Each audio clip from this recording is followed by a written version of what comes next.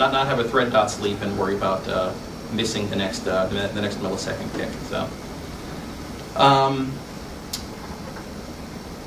the playback is just the opposite of that, as you might imagine. It will, sit in another very same tight loop, find out when 50 milliseconds have elapsed, increment to the next position in the array. If that, chunk through all the channels. If that channel is on, it toggles the fidget board on. If it's off, it toggles the fidget board off. So just the opposite procedure. So all in all, that's pretty simple. And that really did, the first version I wrote, it didn't take long to write all that. It didn't work very well, but it didn't take very long to write all that. So with the better timing came more complexity. I also wanted to add this MIDI support in for the next version. So I want to talk a little bit about how the media is read and played back. So with the WAV files, MP3 files, or MIDI files. So I've got an interface called iPlayback. Just has a load, unload, start, and stop. So I can implement whatever file format I need or want to play. It currently only supports two, MCI and MIDI. MCI is the old school Windows way to play most media files. It's got this bizarre string command concept that you send to it, which I'll show you. There are better and newer ways to do this, but I was trying to keep this in .NET 2, and there isn't a way to do it. I think .NET 3 or 3.5 has this system.media something or other that allows you to do other things, but I have not screwed around with it, so it remains using MCI commands. So this is the MCI playback module, which just implements iPlayback, that previous interface I showed you, and we need to p-invoke to one method, which is MCI send string. And you can do a ton of stuff with MCI send string. You can open and close your CD-ROM drives, you can play CDs, you can play video files, audio files, pretty much anything that Windows Media Player can play, you can play using MCI send string. And there are various other MCI methods in the WinMM DLL, but this is the only one we care about for now. So for our load command, you have to send the string that's open, file name, type of MPEG video, and that will handle MP3, an actual video file, or WAV files, pretty much anything that's a non-MIDI audio file. And there's very little that it doesn't load. I have it locked down into, with the file open dialog to just do WAV and MP3, but it'll load almost anything.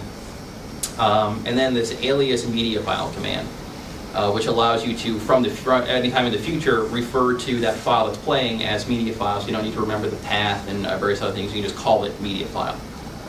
So it just sends that string, unload, calls close media file, again using that alias, and that shuts down the MCI engine for that file and releases the file. And then there's just a start and stop, which is play media file from 0, always play it from the beginning, and stop, call stop media file. So pretty simple. So the underlying program, the record form, whatever else, just creates an instance of whatever, or it grabs whatever instance of iPlayback is currently in play, that if it's MCI or MIDI, and just calls load, unload, start, and stop. So now the MIDI side gets a little complicated. There's no built-in true support for MIDI files in Windows. You can play them, and that's about it. But if you want to get into the data of a MIDI file to know which instruments are used, which channels are used, and whatnot, there's no built-in way to do that. So I started to write one and realized it's really, really hard. And then I found somebody that wrote a pure .NET MIDI library that is super awesome. This guy's name is Leslie Sanford. If you Google for him, you'll find his MIDI playback engine. It's 5 or 6 assemblies that allow you to record MIDIs, to pull data out of MIDIs, to play MIDIs. You can do anything you want to.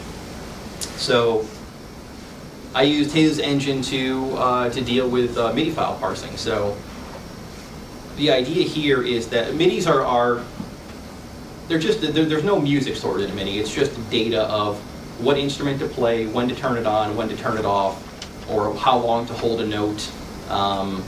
And that's really about it. There's other metadata that's embedded in there, but it's basically play the piano at time 1.03 seconds and hold it for 0.5 seconds.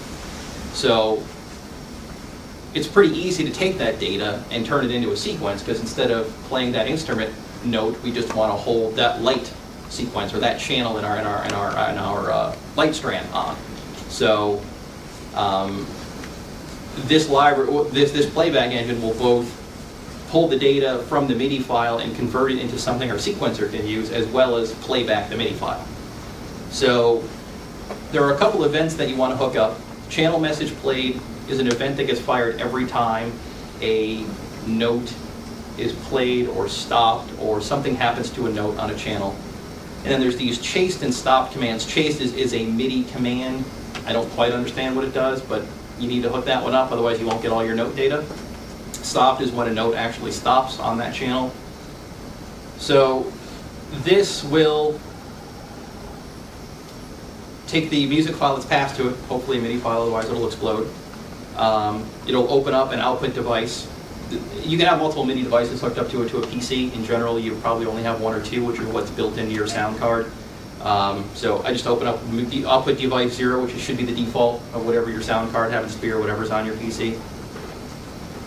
And in our event handlers for stopped and chased,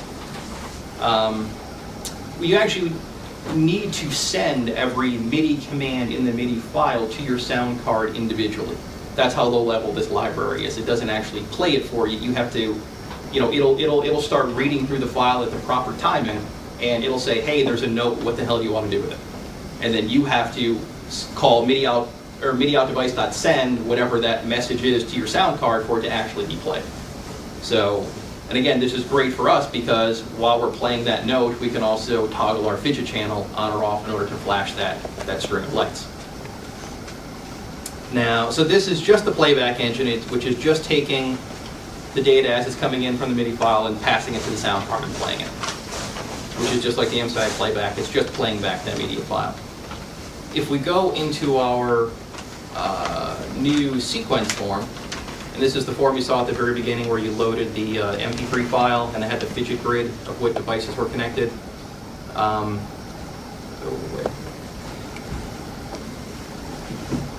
What happens here is, proper method. There's this get MIDI info method. So if you select a MIDI file from the browse dialog, I process it separately from a MP3 or WAV file. So what I need to do is convert MIDI timing to my sequence timing.